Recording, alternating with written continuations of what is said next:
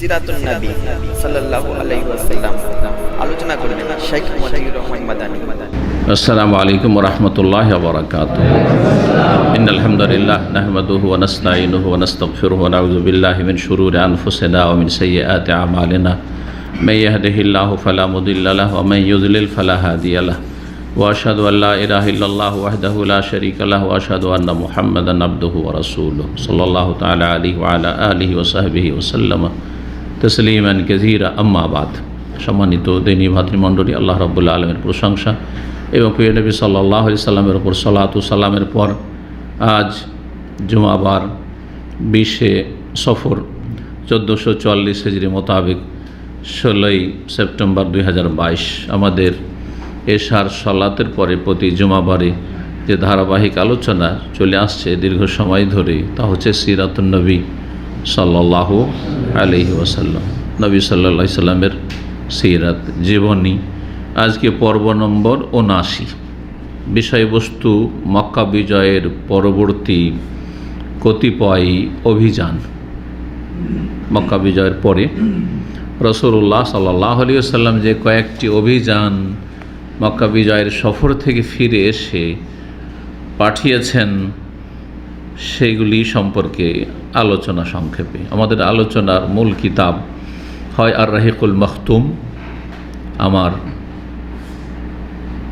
একজন খুব হিতাকাঙ্ক্ষী ওস্তাদ এবং এমন ওস্তাদ যার কাছ থেকে অনেক কিছু শিখেছি, তার লেখাই কিতাব আরবি ভাষায়, আর সেটা বিভিন্ন ভাষায় অনুবাদ হয়েছে। রাহিকুল মখতুম বাংলাও 2 জন অনুবাদ করেছেন, এটা জানা আছে আপনাদের অনেকের হয়তো, তাই না? একজন মহিলা ইংলিশ থেকে অনুবাদ করেছে, মানে আরবিটা ইংলিশ হয়েছে, ইংলিশ থেকে অনুবাদ করেছে, ব্রিটেনে থাকে, যার ফলে অতি কিছু ভুল ভ্রান্তি থেকে গেছে। সরাসরি যেই ভাষায় বই লেখা সেই ভাষায় দক্ষ যদি না হয়, আরেক ভাষায় অনুবাদ হয়ে আছে, সেইখান থেকে অনুবাদ করেন তো পার্থক্য কিছু বা এদিক সেদিক হয়ে যাবে, হেরফের হয়ে যাবে, এটি হয়েছে।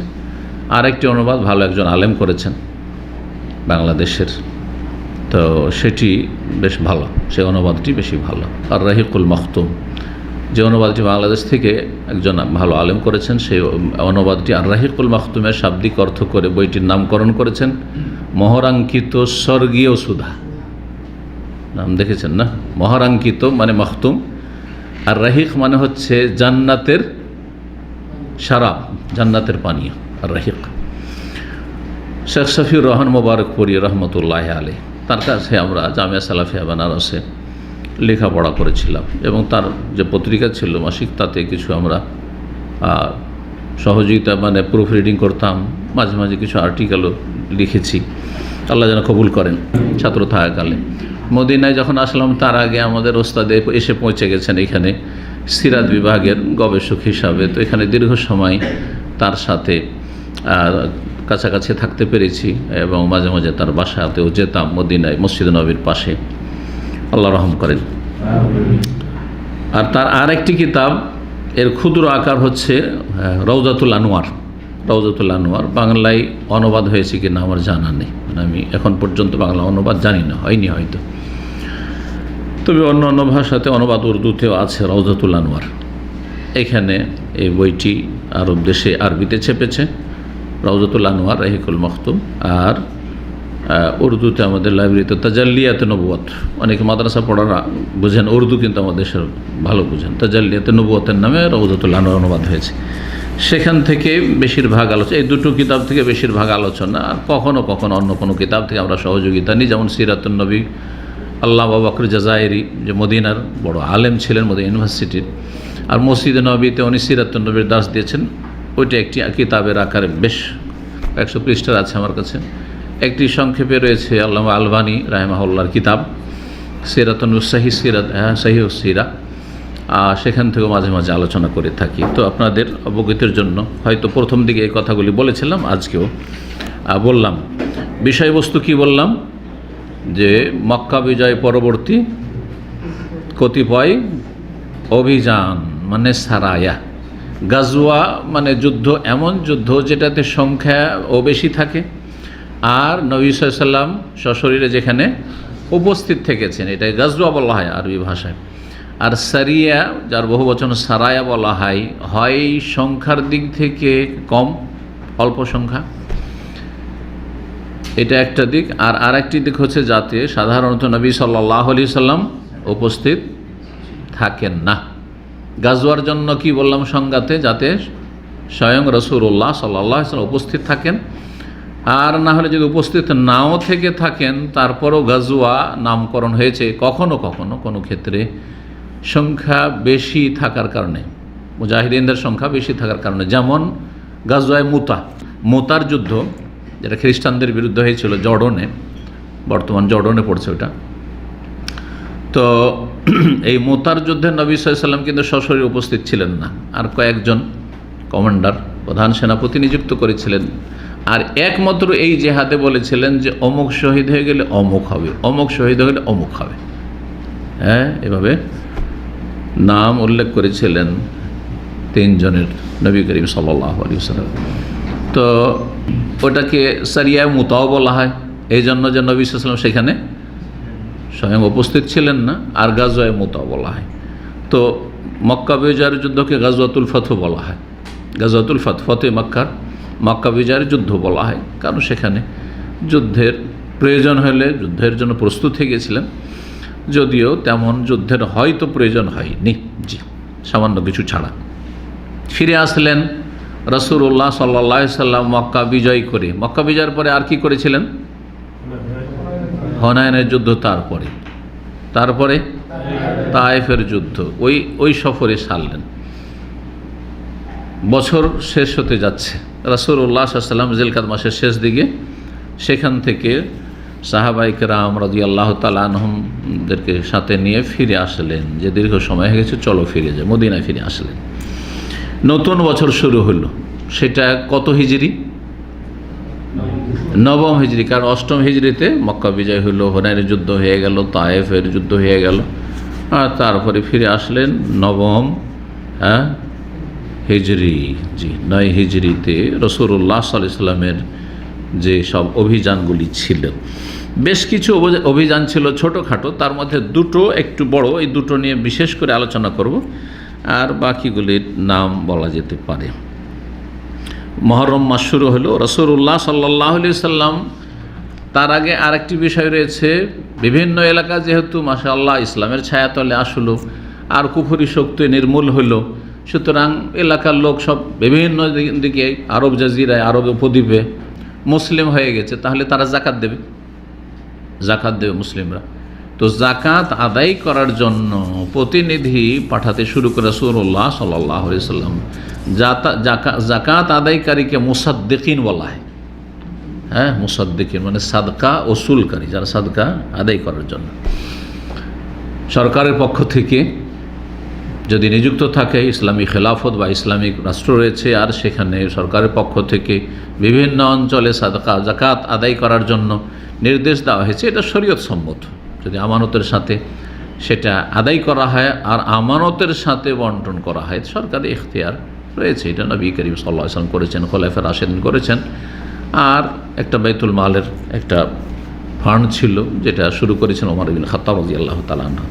তো রাসূলুল্লাহ সাল্লাল্লাহু আলাইহি ওয়াসাল্লাম প্রথম এই কাজটি করলেন, সাদকা আদায় করার জন্য তামিম গোত্রের উদ্দেশ্যে পাঠালেন ওয়াইনা ইবনে হেসন। তামিম বংশের এলাকা হচ্ছে আল কাসিম, রিয়াজ, এই এলাকাগুলো নাজদি এলাকা। তামিম বংশের অনেক বড় বড় আলেম রয়েছে। তামিম বংশের হচ্ছেন শেখুল ইসলাম আহমদ আব্দুল্লাহ রাহিমাহুল্লাহ, তামিম বংশের হচ্ছেন শেখ ইবনে বাজ রাহিমাহুল্লাহ, শেখ ইবনে উসাইমিন, এরা তামিম বংশ। ওপর দিকে বানু তামিম 1400 বছর আগে এই সব বংশে মিলছে। জি, তামিম বংশের দিকে আমাদের Islamic centre director Sheikh Abdul Wahid bin Hamad Al Mazrui, তার বাড়ি জালাজেল একটা ছোট্ট শহর রয়েছে। আমার একবার একটা লেকচার ওখানে হয়েছে কয়েক বছর আগে। ওটা রিয়াজ থেকে যখন আপনি আল কাসিমের দিকে মাজমা, জুলফি এগুলো পার করে যাবেন, জালাজেলের একটা লোকেশন আসবে। তো এইসব এলাকাগুলি সবগুলি বিস্তর এলাকা তামিম বংশের। এই এলাকায় সাদকা জাকাত আদায় করার জন্য পাঠিয়েছেন ওয়াইনা বিন হেসনকে, ইয়াজিদ বিন হোসাইনকে আসলাম এবং গেফার বংশের এলাকা পাঠিয়েছিলেন, আব্বাদ ইবনে বিশরকে পাঠিয়েছিলেন সুলাইম আর মুজাইনা বংশের জন্য। আজকাল একটা বংশ আরবদের মধ্যে এখনও মোজানি বলে পরিচিত, মোজাইনা। তো কিছু প্রাচীন বংশের নামগুলি আছে, অধিকাংশ প্রাচীন নামগুলি অস্পষ্ট হয়ে গেছে। আরবরা নিজের বংশ পরম্পরা তারা রেখে রাখে, সিলসিলায় নাসাব, সাজারায় নাসাব, সেজন্য তারা জানে, কিন্তু আমরা বুঝতে পারবো না। যেমন গামেদি জাহরানি জানছেন, কাহতানি জানছেন, কিন্তু এই কাহতানি কি সেই কাহতান প্রাচীন যুগে যে ছিল না, এগুলো নাম পরে এসেছে। জোহাইনা বংশের এলাকায় পাঠালেন। জোহাইনা বংশের এলাকা হচ্ছে আপনার আল ইস এম্বর থেকে যখন আপনি লোহিত সাগরের পাশ দিয়ে চলে যাবেন ওই এলাকায় পাঠালেন। আমর বিন আসকে পাঠায় বানু ফাজার এলাকা, জহাক বিন সুফিয়ানকে বানু কেলাব গোত্রের কাছে পাঠালেন, বশির বিন সুফিয়ানকে বানু কাবের উদ্দেশ্যে পাঠালেন, ইবনে লুতবিয়াকে পাঠায় বানু জবিয়ার কাছে। ইবনে লুতবিয়ার একটি ঘটনা রয়েছে, জাকাত আদায় করতে পাঠালেন রাসূলুল্লাহ সাল্লাল্লাহু আলাইহি ওয়াসাল্লাম। জাকাত আদায় করে নিয়ে আসার পরে জাকাতের টাকা পয়সা জমা করছে, বলছে এগুলি হচ্ছে জাকাতের টাকা, আর একটা কোনো কিছু আছে যেটা বলছেন যে এটা হাজিহি হাদিয়াতুল্লি বা হাজি উহদিয়াতলি, এটা আমাকে হাদিয়া উপঢৌকন দেওয়া হয়েছে। রাসূলুল্লাহ সাল্লাল্লাহু আলাইহি ওয়াসাল্লাম জানতে পারলেন যে জাকাত জমা করতে এসে বলছে এটা হচ্ছে জাকাত ফান্ড, এটা দিলাম, আর এটা যেটা দেখছো এটা কি আমাকে কি করা হয়েছে, গিফট করা হয়েছে। রাসূলুল্লাহ সাল্লাল্লাহু আলাইহি ওয়াসাল্লাম কী করলেন, খুতবা দিলেন, বক্তব্য দিলেন, আর বললেন যে কিছু কিছু লোকের আছে যারা বলে থাকে যে এটা হচ্ছে সরকারি পয়সা, আর এটা হচ্ছে আমাকে ওই এলাকার লোকেরা আমাকে গিফট দিয়েছে। এই আচরণ কিছু লোকেরা করছে। ফাহাল্লা জালাসা ফি বাইতে আবিহি ওয়া উম্মিহি, সে তার বাপের বাড়িতে, মায়ের বাড়িতে বসে থাকতো, কে তাকে হাদিয়া দিতে আসছে, তাহলে তাকে হাদিয়া কেন দিয়েছে? সে গিয়েছে ইসলামের কাজ করার জন্য, সেই জন্য সে গিয়েছে জাকাত আদায় করার জন্য। তার একটা প্রভাব এলাকা আছে, যেটা হচ্ছে রাসূলুল্লাহ সাল্লাল্লাহু আলাইহি ওয়াসাল্লামের কি প্রতিনিধি, সেই জন্য তুমি নিজের সাংসারিক কাজে যাওনি, পারিবারিক কাজে যাওনি, ইসলামের কাজে গেছো। সুতরাং সতর্ক, সাবধান। যারা মসজিদ মাদ্রাসার মোতাওয়াল্লি, দায়িত্বশীল, হ্যাঁ, বা সরকারি নেতা, এমপি, মিনিস্টার, তাদের অনেক গিফট আসে, মনে করেন যে এগুলো হ্যাঁ এটা আমাকে গিফট দিয়েছে। আপনি যদি মন্ত্রী না হলে আপনাকে কে পুছে গিফট দিত? আপনি এমপি না হলে কে দিত আপনাকে? আপনি চেয়ারম্যান না হলে কি আপনার কেউ কথাই বলতো না। তাহলে আপনি যে পজিশন পেয়েছেন বা এখান থেকে গিফট পাচ্ছেন, এটা হ্যাঁ সরকারের একটি পদ পেয়েছেন, সেই জন্য আপনি পাচ্ছেন। সুতরাং এটা আপনার ব্যক্তির সাথে ব্যবহার করা যায় না, খুব সতর্কতা অবলম্বন করতে হবে, খুব সতর্কতা অবলম্বন করতে হবে। এটি হচ্ছে তাকওয়ার দাবি। মুআয বিন আবি উমাইয়াকে সানা কোথায়? ইয়ামানের রাজধানী, এখনও সানা নামে পরিচিত। ইয়ামান দেশে পাঠালেন। জিয়াদ বিন লাবিদকে হাজরামউত কোথায়? হাজরামউত ইয়ামানে, জি, দক্ষিণ ইয়ামান। উত্তর ইয়ামান হচ্ছে সানা, আর দক্ষিণ ইয়ামান দিয়ে হাজরামউত। আদি বিন হাতেমকে পাঠালেন বানু আসাদের এলাকা। বানু তাইয়ের এলাকা হচ্ছে বর্তমান হায়েল। হায়েল কেউ গেছেন? হায়েল দেখেছেন? মাশাআল্লাহ, হায়েল এলাকা, জি, সৌদি আরবের মিডিল মোটামুটি। আদি বিন হাতেমকে পাঠান, কারণ আদি বিন হাতেমের বাড়ি ওই এলাকায় ছিল, তো নিজের এলাকা নিজে বেশি চেনে, লোকজনের সাথে চলাফেরা বা তাদের সাথে লেনদেনের সুবিধা হবে, ওই এলাকার লোক। সেই মালিক বিন নোয়াইরাকে পাঠায় বানু হানজালা। এইভাবে জবর খান বিন বাদরকে পাঠান বানু সাদের উদ্দেশ্যে। হ্যাঁ, বানু সাদ যে নবী সাল্লাল্লাহু আলাইহি ওয়াসাল্লামের দুধ মায়ের বংশ, এই জন্য হালিমা সাদিয়া বলা হয়, বানু সাদের জন্য। কাইস বিন আসিমকে পাঠালেন বানু সাদের উদ্দেশ্যে। আরেকজনকে আলা ইবনুল হাজরামিকে পাঠিয়েছিলেন বাহরাইন। এই বাহরাইন কোথায়? আল বাহরাইন মানে এই যে ছোট্ট একটা বাহরাইন, এখন দেশ ওইটা না, ওর অস্তিত্ব ছিল না তখন। এই বাহরাইন মানে হচ্ছে এই আপনারা যে এলাকায় বসবাস করছেন আছেন, এই যে পূর্ব অঞ্চল, সেটা আলহাসা থেকে শুরু করে আপনার কাতিফ দারিন পর্যন্ত দাম্মাম সাগরের তলায় ছিল। দাম্মামের বয়স 80 থেকে 100 বছর, এখন 100 বছর হয়ে গেল। এটা 20 বছর আগে বলতাম 80 বছর, কথা বুঝছেন না? তার আগে এর অস্তিত্ব ছিল না। আর ছিল আলহাসা এলাকা ছিল, যেখানে নবী সাল্লাল্লাহু মসজিদ নববীর পরে দ্বিতীয় জুমা কামা হয়, সহিহ বুখারী হাদিসের জাওয়াসা। এই জুমা মসজিদ দেখেছেন কেউ? মসজিদুল জুমা গিয়েছেন, ভিজিট করে এসেছেন, মাশাআল্লাহ, ঐতিহাসিক মসজিদ। 1400 বছর আগের জামে মসজিদ এখন আছে সেখানে, আমি একবার গেছি। আর এইদিকে আলা ইবনুল হাজরামি রাদিয়াল্লাহু তাআলা এই এলাকার যেহেতু গভর্নর ছিলেন, এই এলাকা থেকে সাদাকা যাকাত ওসুল করতেন মুসলিমদের থেকে, আর যারা মজুস অগ্নি পূজক তাদের থেকে জিজিয়া কর এবং খারাজ, তাদের জমি জায়গার সম্পদ থেকে খারাজ, জিজিয়া আর খারাজ, এই দুটো মাসলা অমুসলিমদের সাথে সম্পর্কিত আছে, তাদের ধন সম্পদের, এগুলি আদায় করতেন। এবং সহিহ বুখারীতে ওই হাদিস আছে যে ভোর রাত্রে যে পৌঁছছিলেন না সাহাবীরা এসে ফজর নামাজে একেবারে আগে ভাগে হাজির, শুনতে পেয়েছেন অনেক ধন সম্পদ নিয়ে এসেছেন। এই আলোচনা সহিহ বুখারী হাদিসে কিন্তু আমি করেছি। আলা ইবনুল হাজরামি এই এলাকার প্রথম গভর্নর ছিল রাসূলুল্লাহ সাল্লাল্লাহু আলাইহি ওয়াসাল্লামের পক্ষ থেকে। এই আলা ইবনুল হাজরামির নামে একটা ছোট্ট রোড আছে, এই যে হায়াত প্লাজার কাছে, আলী ইবনে আবি তালিব রাদিয়াল্লাহু তাআলা নাজরান এলাকা পাঠালেন সাদকা আদায় করার জন্য। আর নাজরানে কিছু কাফের ছিল যারা অমুসলিম, খ্রিস্টান বা অন্য ধর্মাবলম্বী, তাদের থেকে জিজিয়া আদায় করার জন্য এদের অধিকাংশগুলিকে পাঠিয়েছিলেন নবম হিজরিতে। তারপরে কিছু কিছু আছে তাদেরকে ধারাবাহিক পাঠাতে আরও লেট হয়েছে, কারণ বিভিন্ন এলাকায় ধীরে ধীরে ইসলামে প্রবেশ করেছে, আর ধীরে ধীরে এভাবে রাসূলুল্লাহ সাল্লাল্লাহু আলাইহি ওয়াসাল্লাম পাঠিয়েছেন। কিন্তু মূলত এই নবম হিজরিটা ছিল সাদকা যাকাত আদায় করার জন্য বিভিন্ন এলাকায় মুসাদ্দিকিন বা সাদকা ওসুলকারীদের প্রেরণের বছর রাসূলুল্লাহ সাল্লাল্লাহু আলাইহি ওয়াসাল্লাম পাঠিয়েছেন।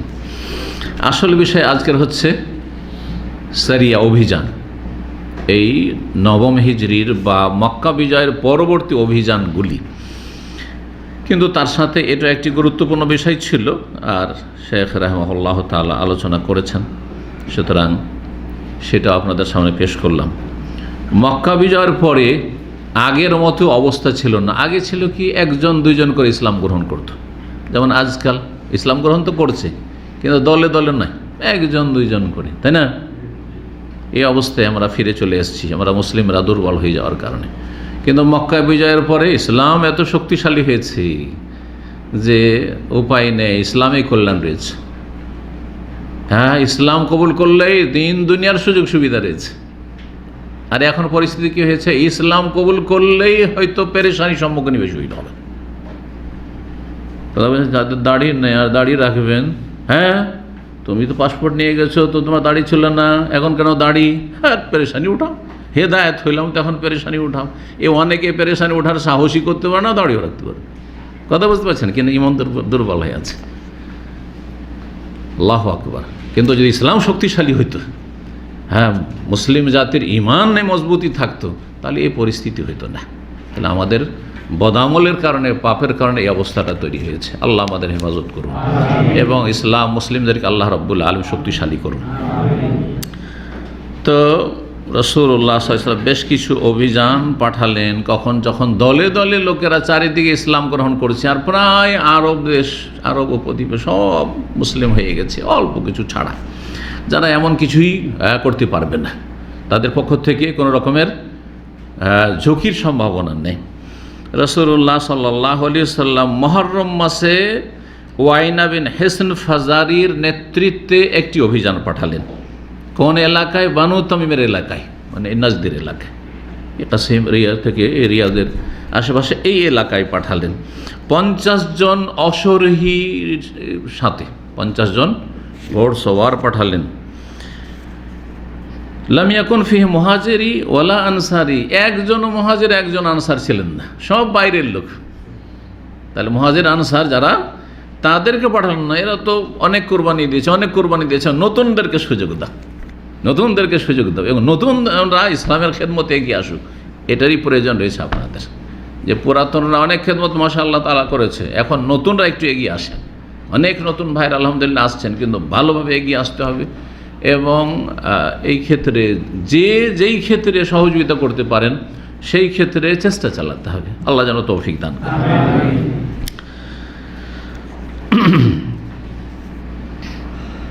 বানু তামিমের বিরুদ্ধে কেন অভিযান পাঠাইতে হলো? কারণ তারা বেশ কিছু বংশকে, আরব বংশকে প্ররোচিত করেছিল যে এই রাসূলুল্লাহ সাল্লাল্লাহু আলাইহি ওয়াসাল্লামের আনুগত্যের কী প্রয়োজন রয়েছে, আমাদেরকে পারবে না, তোমরা সাথ দাও, এই ধরনের কাজ করেছিল। এবং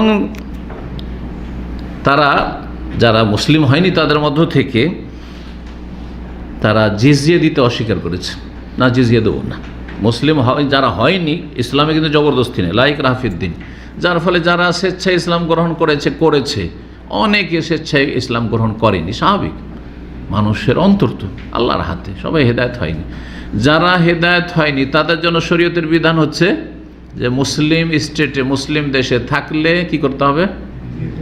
জিজিয়া দিয়ে বসত্ব স্বীকার করতে হবে। হাত্তা ইউতুল জিজিয়াতা আন ইয়াদিন ওয়া হুম সাগিরুন।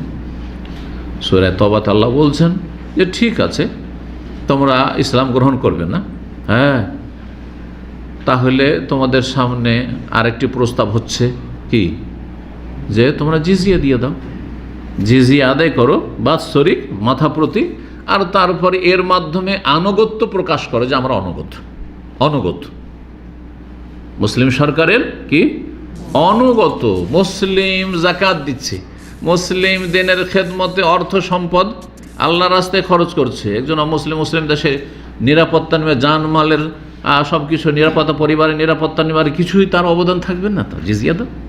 জি, এটা হচ্ছে শরীয়তের বিধান, এটা কোনো রকমের জুলম নয়। কিন্তু জি, পার্থক্য হচ্ছে জাকাত হচ্ছে একজন মুসলিমের ইবাদত, দিনের খেদমতে যা খরচ করছে ইবাদত, আর এটা তার ইবাদত নয়, কারণ সে অবাধ্য, আল্লাহর দিনের অনুগত নাই। জি, কিন্তু জিজিয়া দিতে হবে। জিজিয়া তাদের মনোভাব যে আর জিজিয়া দেবো না, কিছুই করতে পারবে না আমাদের। রাসূলুল্লাহ সাল্লাল্লাহু আলাইহি ওয়াসাল্লাম যখন এরকম আভাস পেলেন তখন এই অভিযান পাঠিয়েছিলেন। ওয়াইন বিন হিসন কী করতেন? রাতের অন্ধকারে চলতেন আর দিনের বেলা আত্মগোপন করতেন সাথী সঙ্গীদেরকে নিয়ে। আর তারপরে মরুভূমি এলাকায় এসে তাদের ওপর আক্রমণ করে ফেলেন, হানা দিলেন। তখন তারা পলায়ন করল। তাদের মধ্যে 11 জন পুরুষকে বন্দী করলেন এবং 21 জন নারীকে বন্দী করলেন, আর 30 জন নাবালিকা শিশুকে বন্দী করলেন এবং তাদেরকে সবকে ধরে নিয়ে আসলেন মদিনায়। 11 জন, 21 জন আর 30, কত হচ্ছে? 11 আর 21, হ্যাঁ 30 হয়ে গেল, আর 21 আর 11, তার 21 22 হলো, 22 আর 10 32, 32 আর 30 কত হলো? 62। হ্যাঁ, তাদেরকে নিয়ে এসে রামলা বিনতুল হারিস রাদিয়াল্লাহু তাআলা আনহার বাড়ি খালি ছিল, সেখানে নিয়ে এসে রাখা হলো। যখন তাদেরকে বন্দি করে নিয়ে আসা হলো তখন এই বানু তামিম বংশের 10 জন নেতৃস্থানীয় ব্যক্তি মদিনায় এসে হাজির হইল। এসে নবী সাল্লাল্লাহু আলাইহি ওয়াসাল্লামের দরজায় পৌঁছিল তারা, এবং এসে ডাক দিচ্ছে, ইয়া মুহাম্মদ সাল্লাল্লাহু আলাইহি ওয়াসাল্লাম, হে মুহাম্মদ, উখরুজ ইলাইনা, আমরা বাইরে আছি, অপেক্ষা করছি, আপনি বেরিয়ে আসুন। একজন মুসলিম ইয়া মুহাম্মদ বলে সম্বোধন করবে? করবেন না। এটা জায়েজ না জায়েজ? না জায়েজ। আল্লাহ কোরআনে নিষেধ করেছেন। কে হাফেজ আছে কে বলতে পারে এমন কোন আয়াত, যে আয়াত আল্লাহ নিষেধ করেছেন? হ্যাঁ, মুহাম্মদ রাসূলুল্লাহ, ঠিক আছে, কিন্তু নিষেধ যে এভাবে ডাকতে পারবে না। যেমন আপনার আমার নাম ধরে কেউ ডাকে তো জায়েজ আছে, কোনো অসুবিধা নেই, কিন্তু রাসূলুল্লাহ সাল্লাল্লাহু আলাইহি ওয়াসাল্লামের নাম ধরে কোনো মুসলিম যদি ডাকে এটা হারাম, নাজায়েজ, গুনহার কাজ। লা তাজআলু দুআর রাসূল বাইনাকুম কাদুআই বাযিকুম বাযা, সূরা নূর আল্লাহ বলেছেন, লা তাজআলু দুআর রাসূল বাইনাকুম কাদুআই বাযিকুম বাযা, যেমন তোমরা একে অপরকে ডেকে থাকো, ও নিজাম ভাই, ও আনোয়ার ভাই, ওইভাবে মুহাম্মদ সাল্লাল্লাহু আলাইহি ওয়াসাল্লামকে ডাকা যাবে না। ইয়া রাসূল আল্লাহ, ইয়া নবী আল্লাহ, ইয়া খলিল আল্লাহ, ইয়া হাবিব আল্লাহ, এভাবে ডাকেন। জি, তো আমরা যে দরুদ পড়ছি আল্লাহুম্মা সাল্লি আলা মুহাম্মদ, এটা নাম ধরে ডাকা হলো না, নাম উল্লেখ করা হলো, কিন্তু নাম ধরে ডাকা হলো না। জীবদ্দশায় সম্বোধন করে সাহাবীরা যে বলতেন তখন হারাম। এখন তো আর নবী সাল্লাল্লাহু আলাইহি সাল্লামকে নাম ধরে ডাকছি না আমরা, তাই না? তারপরে যদি সালাত ও সালাম পেশ করেন গিয়ে আপনার নবী সাল্লাল্লাহু আলাইহি সাল্লামের কবর মোবারকের সামনে, তো আসসালামু আলাইকা কি বলবেন? ইয়া রাসূল, ইয়া মুহাম্মদ বলবেন না, এটা জায়েজ না, কারণ সম্বোধন করছেন তখন আপনি। কিন্তু আল্লাহুম্মা সাল্লি আলা মুহাম্মদ, আল্লাহুম্মা বারিক আলা মুহাম্মদ, এটি দোয়া নবী সাল্লাল্লাহু আলাইহি সাল্লামের জন্য, তখন ঠিক আছে, গায়েব করে ঠিক আছে বলা। নবী সাল্লাল্লাহু আলাইহি ওয়াসাল্লামকে এসে এমন জড়িয়ে তারা ধরলো আর কথা বলতে শুরু করলো। রাসূলুল্লাহ সাল্লাল্লাহু আলাইহি ওয়াসাল্লাম জোহরের সালাতে গেলেন আর তারপরে মসজিদে গিয়ে বসে গেলেন। তারা ইসলাম গ্রহণ করেনি। নবী সাল্লাল্লাহু আলাইহি ওয়াসাল্লামের সাথে কি করবে তারা? কম্পিটিশন করবে। কম্পিটিশন, আপনার সাথে একটা প্রতিযোগিতা। কিসের কম্পিটিশন? বক্তব্যের কম্পিটিশন। আমাদের বক্তা বেশি পারে না আপনার বক্তা বেশি পারে। হ্যাঁ, কবিতা আবৃত্তির কম্পিটিশন। আমাদের কবি বেশি পারদর্শী না আপনার কবি বেশি পারদর্শী এ বিষয়ে। তো তাদের একজন বক্তা ছিল যার নাম ছিল ওতার ইবনে হাজেব। সে বক্তব্য রাখলো, আর কি যে বক্তব্য রাখলো, বড়ই আকর্ষণীয় বক্তব্য রাখলো। রাসূলুল্লাহ সাল্লাল্লাহু আলাইহি ওয়াসাল্লাম নির্দেশ দিলেন যে আমার বক্তা সাবিত বিন কাইস। সাবিত বিন কাইস খুব প্রভাবশালী বক্তা ছিলেন।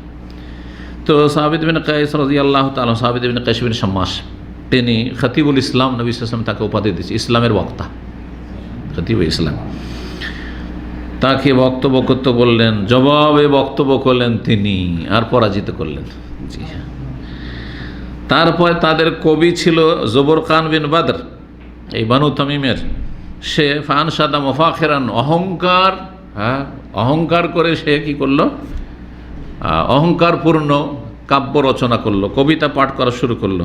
ইসলামের কবি শায়েরুল ইসলাম ছিলেন হাসান বিন সাবিত রাদিয়াল্লাহু তাআলা আনহু, প্রখ্যাত সাহাবী রাসূলুল্লাহ সাল্লাল্লাহু আলাইহি ওয়াসাল্লামের। তিনি সাথে সাথে জবাব দিলেন এবং তাকে পরাজিত করলেন। দুই পক্ষ থেকে কম্পিটিশন হইল। তারপর আকরা বিন হাবেস, তখনও কাফির, ইসলাম গ্রহণ করে, বেদুইন একজন ছিল, দুর্দান্ত বেদুইন। এই আকরা বিন হাবেস সম্পর্কে হাদিসে কি আছে শুনেছেন? মনে আছে কারো? এই আকরা বিন হাবেস রাসূলুল্লাহ একদিন দেখছেন যে হাসান হোসেনকে খুব আদর করছেন রাসূল, আর চুমা দিচ্ছেন, নাতিদেরকে কি করছেন? চুমা দিচ্ছেন।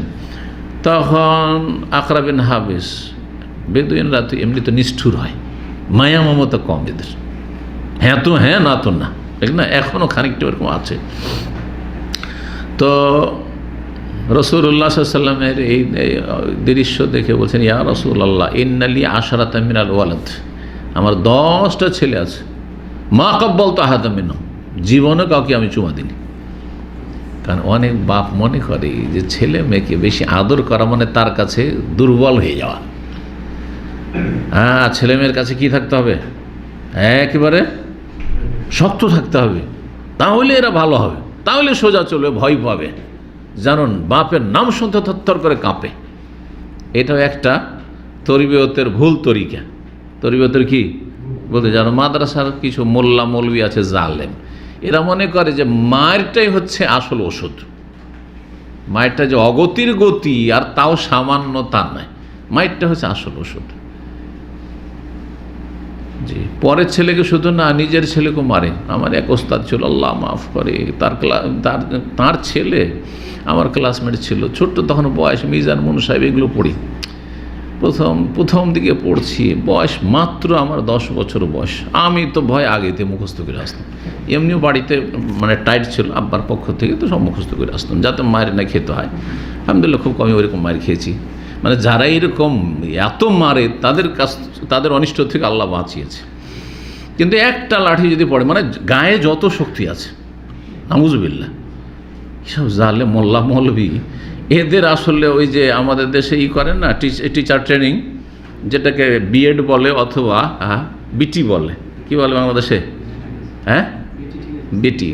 আগে বিটি ছিল, আমরা ছোট ছিলাম তখন, এখন এই ইন্ডিয়াতে ওইটাকে বিএড বলছে, মানে ব্যাচেলর অফ এডুকেশন, তালিম তরবিয়তের জন্য ব্যাচেলর করা, যাতে করে পড়াবার মতো যোগ্য হয়। শুধু এলএম থাকলে হবে না, এলএমটা দেওয়ারও তরিকা শিখতে হয়, এটা হচ্ছে বিটি। তো এদের ট্রেনিংয়ের প্রয়োজন রয়েছে। সুবহানাল্লাহ, এত মারতো ওনার ছেলেই ওগো মাগো মাগো মাগো করে চিল্লাইত, আল্লাহু আকবার, যত জোরে পারে মারত। আল্লাহু আকবার, আল্লাহ মাফ করে সব আলেমদের যারা চলে গেছে, যে হালত ছিল আসলে যে এই সম্পর্কে। তো কি বলছিলাম? আকরা বিন হাবেস বলছে যে আমি তো এইরকম কাজ করি না, আপনি করেন। নবী সাল্লাল্লাহু আলাইহি ওয়াসাল্লাম কি বলেছিলেন? মাল্লা ইয়ারহাম লা ইউরহাম, যার অন্তরে মায়া নেই আল্লাহরও মায়া নেই। যে রহম করেন না অন্যের ওপর, আল্লাহ তার উপর রহম করেন না। অন্য হাদিসে রয়েছে যে তোমার অন্তর থেকে আল্লাহ দয়া মায়া যদি আল্লাহ ছিনিয়ে নেয় তো আমি কি করব? তোমার অন্তরে দয়া মায়া নাই তোমার ছেলে মেয়েদের উপর, আমার আলহামদুলিল্লাহ আছে, আমি হচ্ছি বিল মুমিনিন রাউফুর রাহিম, জি জি, রাহমাতুল লিল আলামিন। তো এই যখন প্রতিযোগিতা হইল, আকরা বিন হাবেস তখন পর্যন্ত ইসলাম গ্রহণ করেন। এ বেদুইন সে মন্তব্য করলো, খাতিবহু আখতাব মিন খাতিবেন, আমাদের বক্তার চাইতে শ্রেষ্ঠ বক্তা হচ্ছে রাসূলুল্লাহর বক্তা, মুহাম্মদ সাল্লাল্লাহু আলাইহি ওয়াসাল্লামের বক্তা। আর আমাদের কবি ওয়াশায়েরহু আশআরু মিন শায়রান, আমাদের কবির চাইতে মুহাম্মদ সাল্লাল্লাহু আলাইহি সাল্লামের কবি বেশি পারদর্শী, এবং তাদের কণ্ঠ, মুসলিম কবি এবং বক্তার কণ্ঠ আমাদের বক্তা এবং কবির কণ্ঠের চাইতে ভালো। আসওয়াতুহুম আ'লা মিন আসওয়াতিনা ওয়া আকওয়ালুহুম আ'লা মিন আকওয়ালিনা, আর তাদের কথাগুলি আমাদের যে কথাগুলি পেশ করে তার চাইতে ভালো, উচ্চমানের। তারপরে সুম্মা আসলামু, তারপরে সকলে তারা ইসলাম গ্রহণ করলো। এই প্রতিযোগিতা যখন হেরে গেল, এই বানু তামিমের এই লোকগুলি সব কী করলো? ইসলাম গ্রহণ করলো। রাসূলুল্লাহ সাল্লাল্লাহু আলাইহি ওয়াসাল্লাম তাদেরকে কী করলেন? উপহার দিলেন। ইসলাম গ্রহণ করার কারণ কী করলেন? তার নিউ মুসলিমদেরকে কিছু উপহার দিয়ে আকৃষ্ট করা, এটা রাসূলুল্লাহ সাল্লাল্লাহু আলাইহি ওয়াসাল্লামের আদর্শ, সুন্নাত। জি। আর তাদের যে নারী শিশুরা ছিল সেগুলিকে ফেরত করে দিলেন, যেগুলি বন্দী হয়েছিল সেগুলিকে দাসী বানিয়ে নিতে পারে শরীয়তের বিধানে, কিন্তু রাসূলুল্লাহ সাল্লাল্লাহু আলাইহি ওয়াসাল্লাম তাদের ইহসান করে ফিরিয়ে দিলেন। ছোট ছোট আরও কিছু অভিযান ছিল, এই ছিল মুহররম মাসের অভিযান। আর তারপরে সারিয়ে কুতবা বিন আমেরের অভিযান পাঠিয়েছেন রাসূলুল্লাহ সফর মাসে 9 হিজরি। আর তারপরে পাঠিয়ে, এগুলো আর বিস্তারিত আলোচনা করছি না, এমন কোনো গুরুত্বপূর্ণ নয়, এই জন্য। সারিয়াতুদ দহাক ইবনে সুফিয়ান আল কেলাব, বানু কেলাব এলাকায় পাঠিয়েছিলেন দহাক বিন সুফিয়ানের নেতৃত্বে রবিউল আউয়াল মাসে 9 হিজরিতে, আর তাদের ইসলামের দাওয়াত দেওয়ার জন্য। কিন্তু তারা ইসলাম কবুল করেনি, তখন তাদের বিরুদ্ধে লড়াই করে তাদেরকে পরাজিত করা হয়েছিল, এবং সেখান থেকে ফিরে এসেছেন সাহাবায়ে কেরামগণ সহিহ সালামত। 4 নম্বর হচ্ছে সারিয়া আলকামা বিন মুজাজ্জিজ আল মুদলেজি, জেদ্দার তীরে, জেদ্দার আপনার সামুদ্রিক এলাকায় পাঠিয়েছিলেন রবিউসানি 9 হিজরিতে 300 সাথী সঙ্গে নিয়ে। তাদেরকে পাঠিয়েছিলেন কিসের জন্য? এই জেদ্দার সাগরীয় এলাকায় বা সাগর তীরে, কারণ ওই এলাকায় হাবাসি যারা, হাবাসিদের বাড়ি কোথায়? হ্যাঁ, আফ্রিকা, ঠিক আছে, আফ্রিকারই অংশ সেটা, কিন্তু সেটা আপনার আরব উপদ্বীপে না আরব উপদ্বীপের বাইরে? হ্যাঁ, আরব, হ্যাঁ, জিওগ্রাফিয়া যারা মানে ভৌগোলিক জ্ঞান আছে তারা বলতে পারবে। হাবাসা মানে আবেসিনিয়া, হাবাসাকে কি বলা হয়, বাংলা কি বলা হয়? আবেসিনিয়া বলা হয়। আগে যে হাবাসা নামটি 1400 বছর আগে ছিল, সেই দেশটি 2 ভাগে ভাগ হয়ে গেছে, এখন 2টো দেশে ভাগ হয়ে গেছে। যেমন পাকিস্তান 2 ভাগে ভাগ হয়েছে, একটা বাংলাদেশ হয়েছে, একটা পাকিস্তান হয়েছে, তাই না? ভারত প্রথম 2 ভাগ হইল, হ্যাঁ, ইন্ডিয়া আর পাকিস্তান, এরকম ভাগ হয়েছে। তো এই ভাগগুলি ইংরেজরা যখন এই এলাকাগুলি ছেড়ে গেছে তখন ভাগ করে দিয়ে গেছে। ইংরেজদের এই পলিসি ছিল, জালেমদের।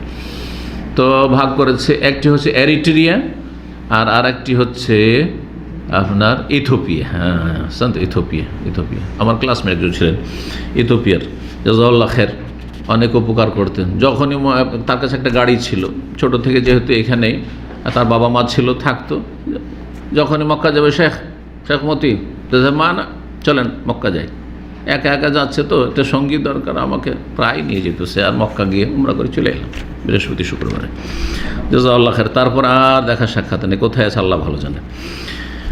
তো এই হাবাসি লোকেরা ডিস্টার্ব করত।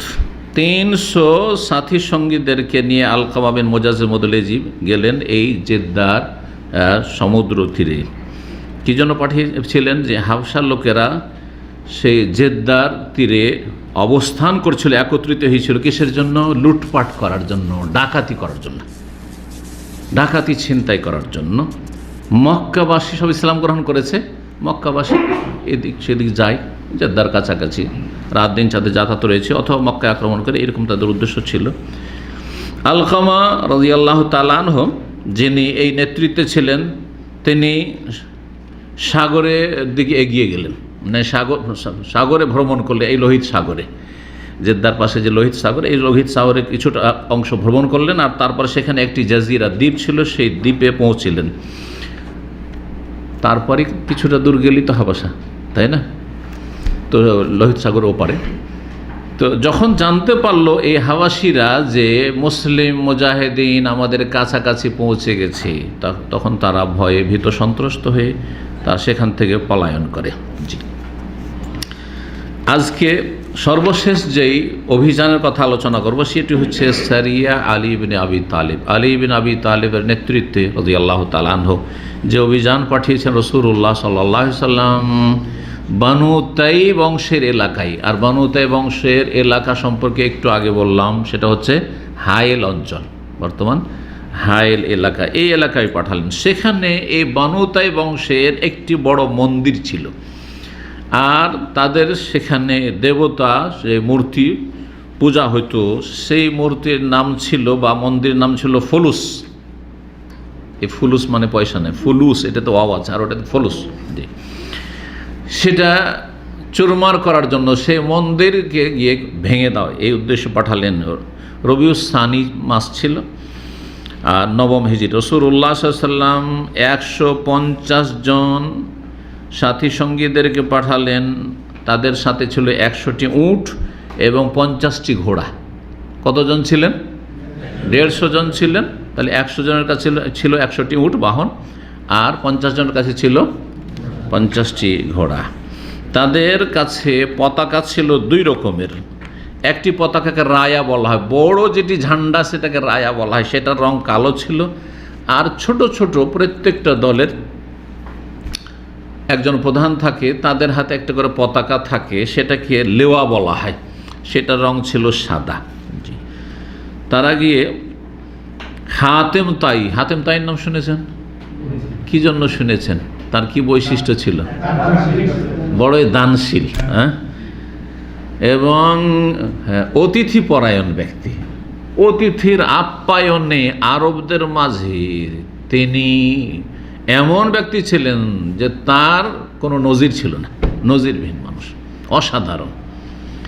হাতেম তাই সম্পর্কে আমরা যখন ওই সাহিত্যের কিতাব আদব পড়ি, শের শায়েরির কিতাবগুলি পড়ি, তখন তাতে পড়েছিলাম হাতেম তাইর জীবনীতে যে একবার তার দাদার উঁট চড়াইতো। সে বাল্যকালে, ছোট থেকেই 12-14 বছর বয়স উঁট চড়াচ্ছে, দাদার উঁট চড়াইতো।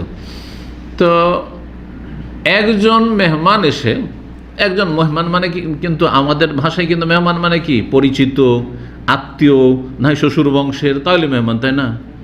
কিন্তু আপনাদের কেউ আত্মীয় না, আর কোনো রকমের কোনো রিলেশনও নাই, আর চেনেন না। ধরেন আব্দুর রব ভাইকে তো অনেকে চেনেন, কিন্তু চেনেন না। একজন নতুন কোনো ব্যক্তি আমার এখানে দেখা করতেছেন, সবাই কিন্তু টান দিয়ে চলবেন, কেউ বলবেন না যে আমি মেহমানটাকে নিয়ে যাই, ঠিক না? আমাদের স্বভাবটা ঠিক এইরকমের হয়ে গেছে। আতিথ্য করবেন কার?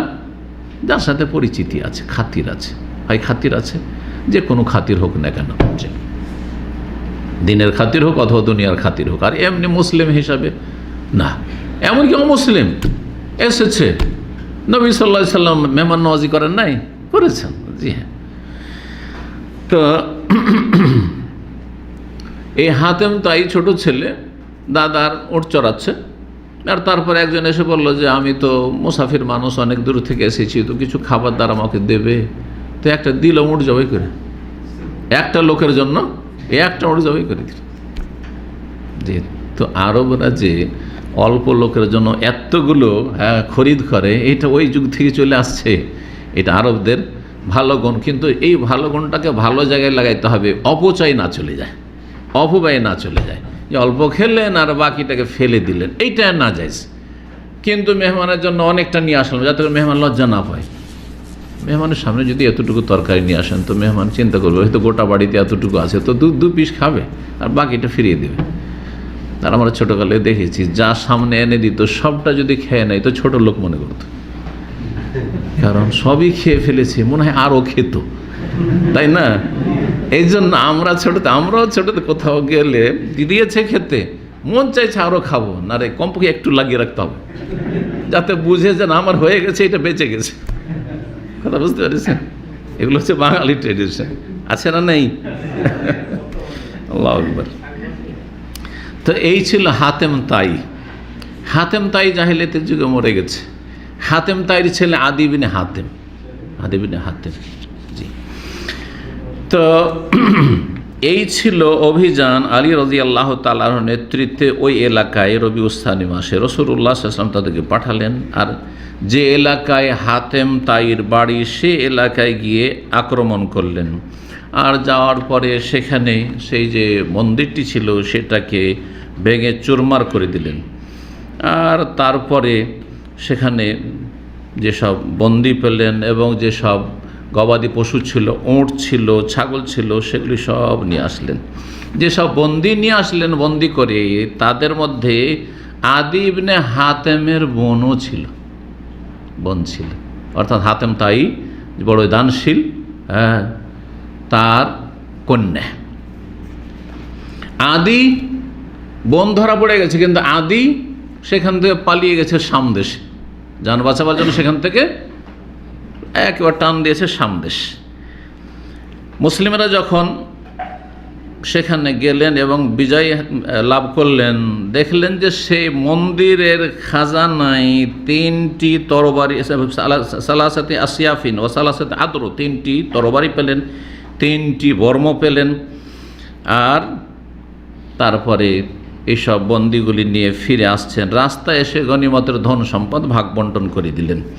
রাসূলুল্লাহ সাল্লাল্লাহু আলাইহি সাল্লামের জন্য আলাদা করে রাখলেন। রাসূলুল্লাহ সাল্লাল্লাহু আলাইহি সাল্লামের এইটি হক। হাতেম তাইর যে পরিবারের সদস্যরা বন্দী হয়েছে, অর্থাৎ যে মেয়ে বন্দী হয়েছে, কাউকে ভাগ করে দিলেন না। এটা হাতেম তাইর মেয়ে। এ সম্পর্কে আমরা কোনো সিদ্ধান্ত নেব না, রাসূলুল্লাহ সব সিদ্ধান্ত নেবেন। কারণ হাতেম তাই খুব ভালো মানুষ ছিল। আল্লাহু আকবার।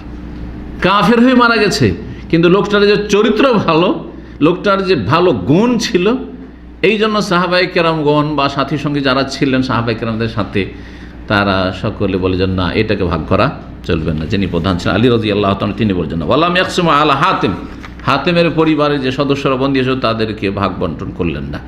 রাসূলুল্লাহ সাল্লাল্লাহু আলাইহি ওয়াসাল্লামের কাছে মদিনায় ফিরে আসলেন। যখন ফিরে আসলেন তখন আদি ইবনে হাতেমের বোন রাসূলুল্লাহ সাল্লাল্লাহু আলাইহি ওয়াসাল্লামের কাছে অনুরোধ জানালেন। জি, কি বলে, ইয়া রাসূলুল্লাহ, গাবাল ওয়াফিদু ওয়ান কাতাল ওয়ালিদু ওয়ানা আজুজুন কাবীরা। এই মহিলা হাতেমের মেয়ে বয়সিকা ছিলেন, বৃদ্ধা হয়ে গেছেন, বয়স আমার হয়ে গেছে। বলছেন গাবাল ওয়াফেদু, যিনি আমার দেখাশোনা করেন তিনি উধাও হয়ে গেছেন। অর্থাৎ ভাই আমাকে ছেড়ে কি হয়েছে, উধাও হয়ে গেছে, আমার ভাইও নেই। ওয়ান কাতাল ওয়ালেদু, আর বাবা তো আমার থেকে বিচ্ছিন্ন হয়ে গেছে, মানে দুনিয়া থেকে বিদায় নিয়েছে, মারা গেছে আমার বাবা হাতেম। আর আমি তো বুড়ি মানুষ, মা বিমিন খেদমা, আমার খেদমত করার দেখাশোনার কোনো লোক নেই। আপনি যদি একটু দয়া মায়া করেন আর আমাকে যদি দাসীতে না পরিণত করেন তো বড় ইহসান, অনুগ্রহ হবে। ফামুন্না আলাইয়া, আমাকে যদি ছেড়ে দেন তাহলে মান্নাল্লাহু আলাইক, আল্লাহ আপনার ওপর অনুগ্রহ করবেন। তখন রাসূলুল্লাহ জিজ্ঞেস করেন, মান ওয়াফেদুকা, তোমার দেখাশোনাকারী কে? কালাত আদি ইবনে হাতেম, আদি ইবনে হাতেম আমার ভাই ছিল, সে দেখাশোনা করতো। সে তো আল্লাযী ফাররা মিনাল্লাহি ওয়া রাসূলিহি, সে তো আল্লাহ আর রসুল থেকে পালিয়ে গেছে, সে ইসলাম গ্রহণ না করে সে পালিয়ে গেছে, তিনি ইসলাম কবুল করবে না, সে আর রাসূলুল্লাহ সাল্লাল্লাহু আলাইহি ওয়াসাল্লামের হাতে ধরা খাবে না, সেই জন্য। নবী সাল্লাল্লাহু আলাইহি ওয়াসাল্লাম এই কথাগুলি শুনলেন, কিছু উত্তর না দিয়ে চলে গেলেন। ফালাম্মা কানাল গাদ, আগামীকালকে ঠিক ওই কথাগুলি আবার বলছেন এই মহিলা হাতেম তাইর মেয়ে। নবী সাল্লাল্লাহু আলাইহি ওয়াসাল্লাম ওই রকমই জিজ্ঞাসা করলেন। আর তারপরে সব কথা শুনে আবার ফালাম্মা কানাল বাদাল গাদ, তারপরে তৃতীয় দিন আসলো, একই অনুরোধ করছেন সেই মহিলা। তারপরে রাসূলুল্লাহ তৃতীয় দিন তার উপর অনুগ্রহ করে তাকে ছেড়ে দিলেন। ওয়াকানা ইলা জামবিহি রাজুলুন, আর পাশে একটা লোক ছিল, সেই লোককে ছিল আলী রাদিয়াল্লাহু তাআলা আনহু। আলী রাদিয়াল্লাহু তাআলা আনহু যখন দেখলেন যে মহিলাকে ইহসান করে অনুগ্রহ করে রাসূলুল্লাহ সাল্লাল্লাহু আলাইহি ওয়াসাল্লাম ছেড়ে দিলেন, হ্যাঁ, বন্দিতে পরিণত করলেন না বা দাসীতে পরিণত করলেন না, বিনা মুক্তিপণ নেওয়া হল না, ফিদিয়াও নেওয়া হল না, এমনিতে ছেড়ে দিলেন।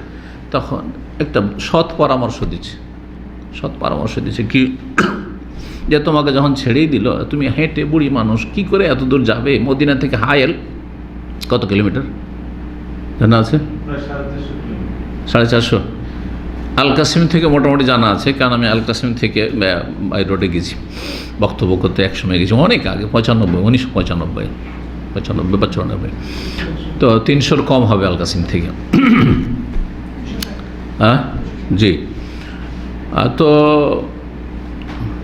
তুমি এক কাজ করো, তোমাকে যখন ছেড়ে দিলেন নবী সাল্লাল্লাহু আলাইহি ওয়াসাল্লাম, তো তুমি একটা বাহন চেয়ে নাও, মানে একটা উট চেয়ে নাও। জি। তখন রাসূলুল্লাহ সাল্লাল্লাহু আলাইহি ওয়াসাল্লামের কাছে ওই মহিলা দরখাস্ত করলো যে ইয়া রাসূলুল্লাহ, আমি হেঁটে কি করে যাব, আমার জন্য কষ্ট হবে, তো আমাকে যদি একটা বাহন দিয়ে দেন। নবী সাল্লাল্লাহু আলাইহি ওয়াসাল্লাম বলে ঠিক আছে। এই আদি বিন হাতেমের বোন, অর্থাৎ হাতেম তাইর মেয়ে, সে ফিরে চলে গেল। কোথায়? ওই যে সামদেশে গিয়ে লুকিয়ে আছে বা আশ্রয় নিয়ে আছে তার ভাই আদির কাছে। তার কাছে গিয়ে তার সাথে সাক্ষাৎ করল। আর যাওয়ার পর রাসূলুল্লাহ সাল্লাল্লাহু আলাইহি সাল্লাম সম্পর্কে এমন সুনাম করলো, এমন ভালো পজিটিভ মন্তব্য করলো, সেখানে গিয়ে সেই মহিলা বলল লাকাদ ফাআলা ফিলাতান মা কান আবুকা ইয়াফআলুহা।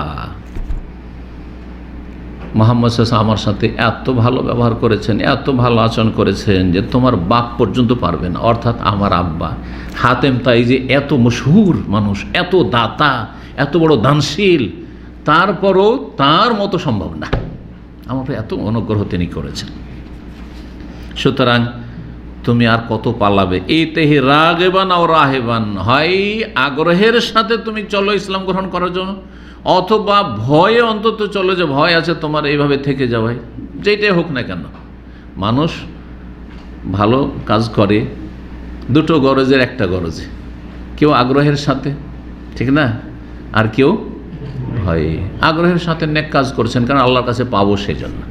আর অনেকে আছে সমাজে কি বলবে, কিছু তো একটা করতে হবে, আছে না নেই? অনেকে কিন্তু সুযোগ পেলে চুরি করে নেবে, সুযোগ পেলে বেমানি করে নেবে, কিন্তু শাসন যদি কড়া থাকে, আরে বাপরে ভয় আছে, ধরা খেয়ে যাবো, তাই না, শাস্তি হবে। তো যেটাই হোক তুমি চলো। আদি চলে আসলো মদিনায়, কোনো রকমের নিরাপত্তার কোনো চুক্তি নেই, কিচ্ছু নেই, চলে আসলো। আর তারপরে পৌঁছে গেল মদিনায়, রাসূলুল্লাহ সাল্লাল্লাহু আলাইহি সাল্লামের সামনে এসে পৌঁছে গেল। আল্লাহ রাব্বুল প্রশংসা করলো এবং আল্লাহ রাব্বুল গুণগান পেশ করলো। নবী সাল্লাল্লাহু আলাইহি ওয়াসাল্লামের সামনে যখন বসে গেল, তখন নবী করিম সাল্লাল্লাহু আলাইহি ওয়াসাল্লাম আল্লাহ রাব্বুল প্রশংসা করলেন, মানে হামদ সানা সুন্নতি খুতবা পড়লেন। আর তারপরে বললেন মা ইয়াফিররুকা আয়াফিররুকা আন তাকুলা লা ইলাহা ইল্লাল্লাহ, তুমি পালালে কেন, পালিয়ে কেন গেলে সামদেশে? তুমি কি লা ইলাহা ইল্লাল্লাহ বলা থেকে পলায়ন করছো? আল্লাহ ছাড়া কোনো সত্য মাবুদ নেই, কথাই তো বলছি, তৌহিদের সাক্ষ্য দিতে বলছি। আচ্ছা বলো তো, ফাহাল তাআলা মিন ইলাহিন সিওয়াল্লাহ, আল্লাহ ছাড়া কি কোনো মাবুদ রয়েছেন, সত্য মাবুদ? আল্লাহ ছাড়া কি কোনো উপাস্য রয়েছেন? কাল আল্লাহ, আল্লাহ ছাড়া কোনো মাবুদ নেই। তারপরে কিছুক্ষণ কথা বলে, তারপরে ইন্নামা তাফিররা আইয়ুকার আল্লাহু আকবার, তুমি কি আল্লাহ সবচেয়ে বড় এই কথা বলতে চাও না? এই কথা থেকে পালাচ্ছ, এই কথা থেকে তুমি দূরে সরে যাচ্ছ। ফাহাল তাআলামু শাইআন আকবার মিন আল্লাহ, আল্লাহর চাইতে বড় কিছু আছে? তুমি কি বিশ্বাস করো যে তোমার দেবদেবী বড়, যেগুলোর পূজা করতে, শিরিক করতে, কুফরি করতে? কাল আল্লাহ, আল্লাহর চাইতে বড় কেউ নেই। তখন বললেন রাসূলুল্লাহ সাল্লাল্লাহু আলাইহি ওয়াসাল্লাম ফাইনাল ইয়াহুদ মাগযুবুন আলাইহিম, ইহুদিরা হচ্ছে আল্লাহর গজব প্রাপ্ত, কারণ তারা জেনে শুনে, তাদের এলেম ছিল কিন্তু আমল করেনি, সেজন্য আল্লাহর গজব পড়েছে তাদের উপর। গায়রিল মাগদুব আলাইহিমের তাফসীর হচ্ছে ইহুদি, কারণ ইহুদিদের জ্ঞান ছিল, এলেম ছিল তাওরাতের, কিন্তু তারা আমল করেনি, হেদায়েত হয়নি। আর দল্লিন কাদেরকে বলা হয়েছে? নাসারা খ্রিস্টানদেরকে বলা হয়েছে, কারণ তারা অজ্ঞ ছিল, অজ্ঞতার কারণে ইসলামকে অস্বীকার করেছে। তাহলে মুসলিম সমাজে এইরকমই দুই শ্রেণীর অবাধ্য আছে। এক শ্রেণীর গুমরা পথভ্রষ্ট আছে, যাদের এলেম আছে, মাদ্রাসায় পড়েছে, তারপরে হেদায়েত হয়নি। কোরআন এবং হাদিসের ভাষা বুঝে, আরবি বুঝে, হাদিস পড়েছে, ফিকহ পড়েছে, তারপরে হেদায়েত হয় না, অন্তর বাঁকা, শিরক বিদআতে জড়িয়ে আছে, বিদআতি ধর্মকর্ম করছে, আর তারই পৃষ্ঠপোষকতা করছে। এদের উপর গজব। জি। আর আরেক শ্রেণীর লোক হচ্ছে আওয়ামুন নাস, সাধারণ জনগণ। এরা এলেমও শিখতে চায় না, যে একটু চোখ খুলে দেখি, একটু হক তলাশ করি, চেষ্টাও নেই। এই অজ্ঞতার কারণে গুমরাহ হয়ে মরে যাচ্ছে, এরা হচ্ছে দলিল পথভ্রষ্ট। এই জন্য ইমাম ইবনে তাইমিয়া রাহিমাহুল্লাহ বলেছেন যে মুসলিম উম্মাতে এই ইহুদি আর নাসারার চরিত্র আছে, থাকবে, এবং দুই শ্রেণী যে হচ্ছে ইহুদি নাসারা মাগদুব আলাইহিম আদ-দাল্লিন, দুই শ্রেণীর মানুষ মুসলিম সমাজও পাবেন আপনি, যে কোনো জায়গায় গেলে দুই শ্রেণীর মানুষ পাবেন। অনেকে যথেষ্ট জ্ঞান রাখে বেআমল, হাফেজে কোরআন, আলেম হয়েছে, ফজরে খুঁজে পাওয়া যায় না, এলেম জানে না, জানে না যে সালাত ত্যাগ করা কুফরি, জানে, হ্যাঁ, আর অনেক হচ্ছে সমাজের জাহেল মূর্খ, ইসলাম সময় কিছুই জানে না, সালাতের গুরুত্বই বুঝে না, সুতরাং সালাতে পাবন্দি করে না, দলিল পথভ্রষ্ট। যাই হোক,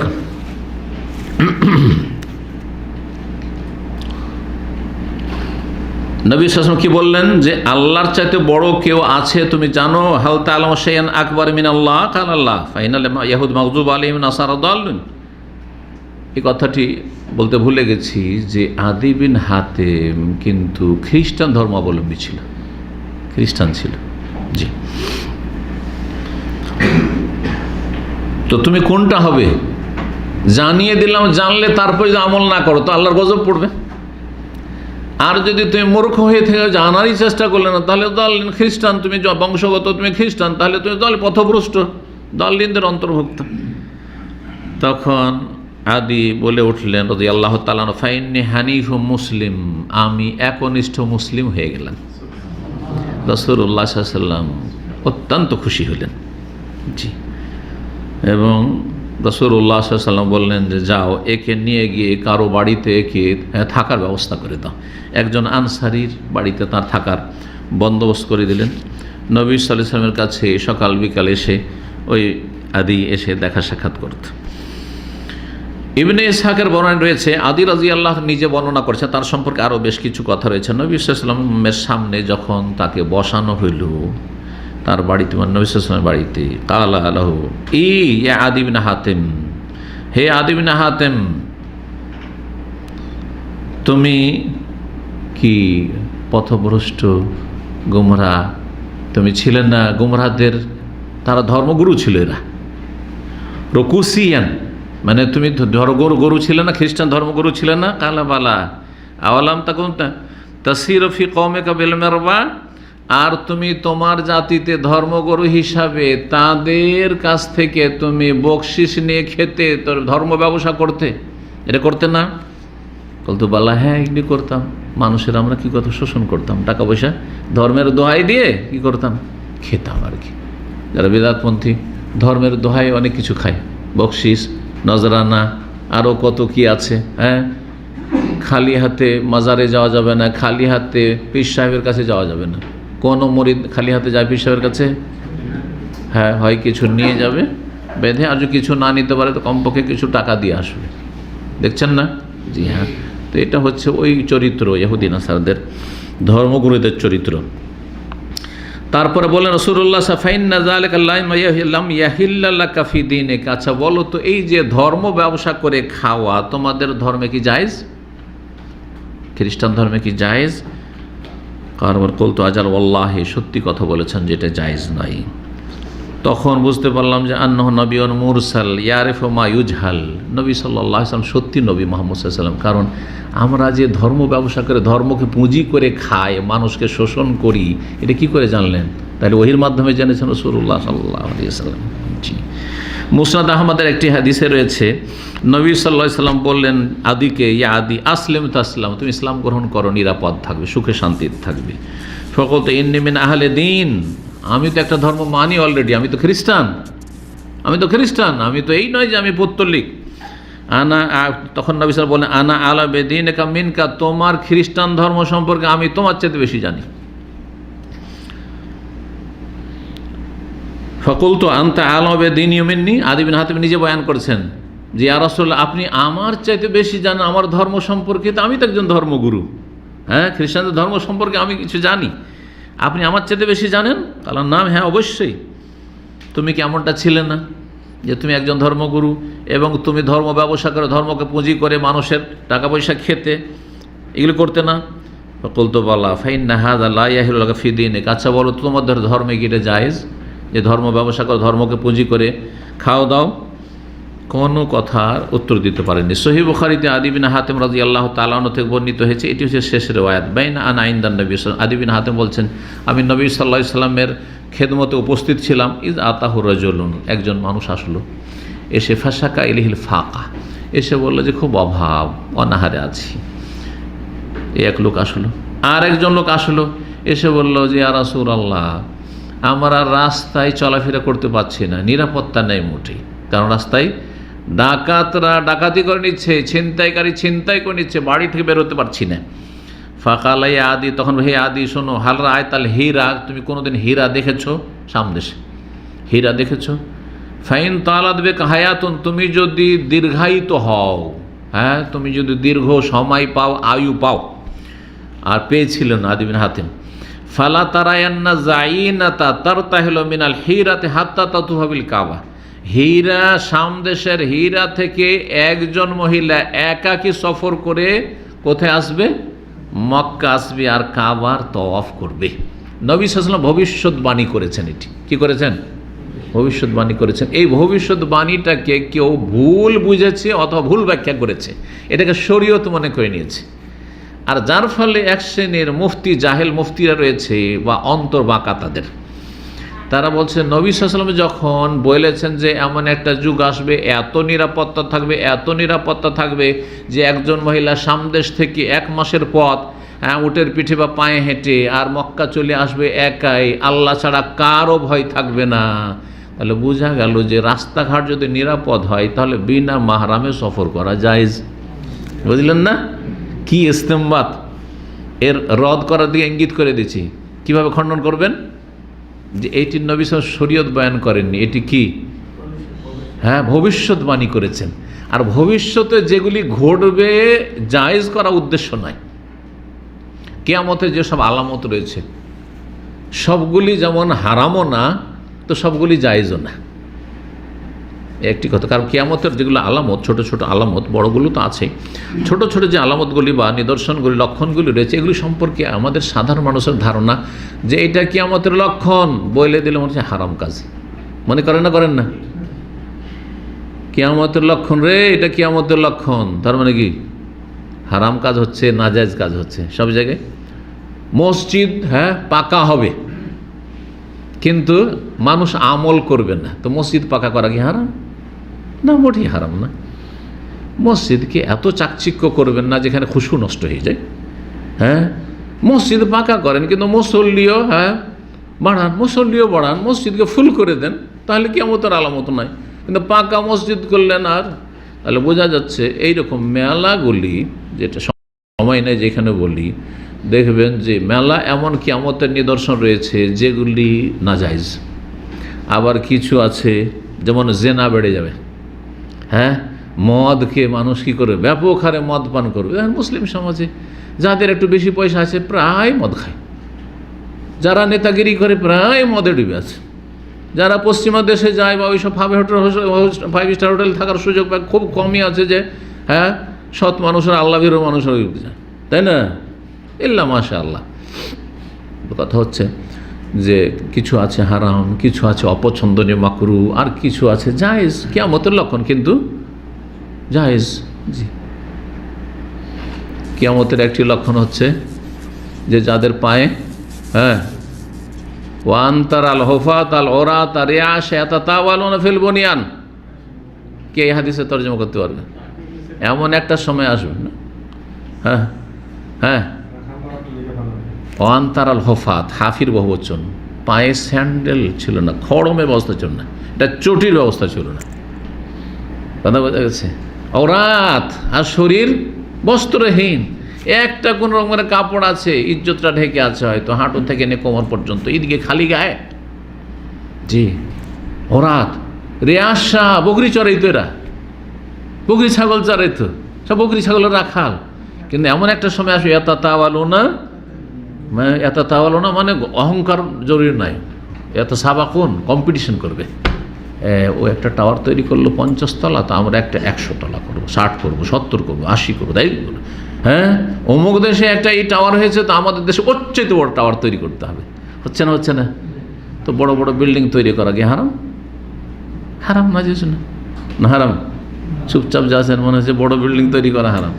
হ্যাঁ, তো যাই হোক, নবী সাল্লাল্লাহু আলাইহি সাল্লাম ভবিষ্যৎবাণী করেছেন, কিন্তু এটাকে শরীয়ত বলেননি যে একজন মহিলা দূর থেকে আসবে আর আল্লাহ ছাড়া কোনো ভয় নেই। লা তাখাফু আহাদান ইল্লাল, ওই মহিলা যে কাবায় তওয়াফের জন্য আসবে, উমরার জন্য আসবে, আল্লাহ ছাড়া কোনো ভয় থাকবে না। মানে এত বেশি কি হয়ে যাবে, দেশে নিরাপত্তা প্রতিষ্ঠিত হবে। ওয়ালাইন তালাত বেক হায়াতুন, আর তুমি যদি দীর্ঘায়িত হও বা তোমার হায়াত যদি লম্বা হয়, লাতাফতাহুন্না কুনুজা কিসরা, তাহলে পারস্য দেশের যে ধনভাণ্ডার রয়েছে সেগুলি তোমরা হস্তগত করবে, সেখানে তোমরা বিজয় লাভ করবে। ওয়ালাইন তালাত বেক হায়াতুন, হে আদি আরও শুনে রাখো, এখন নয় গরিব দুঃখী হয়ে আছো, বকরি ছাগল চড়াচ্ছ, কত কষ্ট করছো, তাই না, উট চড়াচ্ছ, এমন একটা সময় আসবে যদি তুমি দীর্ঘদিন সময় পাও, লাতারায়ান্নার রাজুলা, মানুষকে দেখবে, ইয়াখরুজু মিল আকাফিহি মিন যাহাবিন আও ফিদ্দাতিন, যে হাতের মুষ্টি ভরে স্বর্ণ চাঁদি নিয়ে দান করার জন্য খুঁজে বেড়াবে, যে এটা দান সাদকা করব, গরিব খুঁজছে, গরিব খুঁজছে। ওয়ায়াতলুবু মান ইয়াকবালহু, কে যে নেবে, কোথায় যে গরিব পাবো, কোথায় যে সাদকাটা করতে পারবো, খুঁজে বেড়াবে। আর এসে বলবে যে ভাই আপনি নেবেন, এটা জাকাত আছে, জাকাতের পয়সা আমার কাছে নেবেন, এই যে সাদকা আছে নেবেন। ফালা আহাদান ইয়াকবালহু, কেউ নিতে চাইবে না। হ্যাঁ, বলবে গতকালকে যদি দিতেন তো হয়তো, আজকে আমার কাছে যথেষ্ট আছে, আমার দরকারই নেই। জি হ্যাঁ, কুয়েতে যে সাদ্দামের আক্রমণ, তার আগে কুয়েতের অবস্থা এমন ছিল যে কুয়েতের দান সাদকা, কুয়েতে কোনো গরিব ছিল না যে কুয়েতের দান সাদকা কুয়েতে করবে, সব বাইরে করতে হইতো। এই জন্য বাইরে প্রচুর কাজ হয়েছে কুয়েত থেকে। জি, দিনের কাজ কুয়েত থেকে এত বেশি হয়েছে যে আপনি মানে অসাধারণ কাজ হয়েছে, মসজিদ, মাদ্রাসা, আর দিনী প্রতিষ্ঠান, আর ইসলামের দাওয়াত ইত্যাদি ইত্যাদি। আল্লাহ রাব্বুল আলামিন যেন মুসলিমদের নিয়ামতকে টিকিয়ে রাখেন, এবং নিয়ামত টিকিয়ে রাখার জন্য যে সততা, ঈমান, আমল রয়েছে, আল্লাহ ধরে রাখার তৌফিক দান করেন। উমর ইবনে আব্দুল আযীজ রাহমাতুল্লাহ আলাইহির যুগে, এটা তো এই হাদিসের নয়, এই হাদিসের ভবিষ্যৎবাণী করেছেন, তো এতদিন কি আর আদি বাঁচেন নাকি? কিন্তু 100 বছর তো বাঁচতে পারেন, তাই না? তো উমর ইবনে আব্দুল আযীজ রাহমাতুল্লাহ আলাইহির যুগ ছিল 98-99 থেকে 100 হিজরি পর্যন্ত, যে বানু উমাইয়ার সবচাইতে ন্যায়পরায়ণ রাজা, বাদশাহ, খলিফা, তাকে খলিফা রাশেদ বলা হয়েছে, পঞ্চম খলিফায় রাশেদ বলা হয়েছে। আবু বকর, ওমর, ওসমান, আলী, তাদের আদর্শের অনুসরণে তিনি দেশ শাসন করেছেন। অল্প সময় থাকতে তার বংশের লোকেরা তাকে মেরে দিয়েছে, যে এইরকম লোক থাকলে তোমরা খেতে পাবো না, খেতে দেবে না আমাদেরকে, লুটে বুটি, তখন মেরে দিয়েছে, বিষ খাওয়িয়ে মেরে দিয়েছে। বুঝতে পারছেন, ভালো মানুষকে থাকতে দেবে না, এটা মনে রাখেন। সেই যুগে থাকতে দেয়নি, তো এখন ভালো নেতাকে থাকতে দেবে? ওকে মারার পাই তারা করবে, বাইরের শত্রু আর ঘরের শত্রু, এটাও শুনে রাখেন ভালো করে। তো সেই যুগে লোকেরা জাকাত নিয়ে তলাশ করে বেড়াতো, যে জাকাত দিব কাকে, জাকাত দিব কাকে। আর তখন বানু উমাইয়ার যুগে বিশাল রাজত্ব, তখন আরব দেশগুলি তো আছেই, হ্যাঁ, শাম তো আছেই, তারপরে ইরাক, ইরান, এগুলো তো আছেই, চলে গেছে ওই চীনের বর্ডার পর্যন্ত, তুর্কিস্তান পর্যন্ত, জি, আজারবাইজান, উজবেকিস্তান, সব ইসলামী খেলাফতে। কোথাও খুঁজে পাওয়া যায় না, গরিব লোক খুঁজে পাওয়া যায় না, কাকে দান সাদকা করবো? সুবহানাল্লাহ, এত আল্লাহর নিয়ামত দিয়েছেন।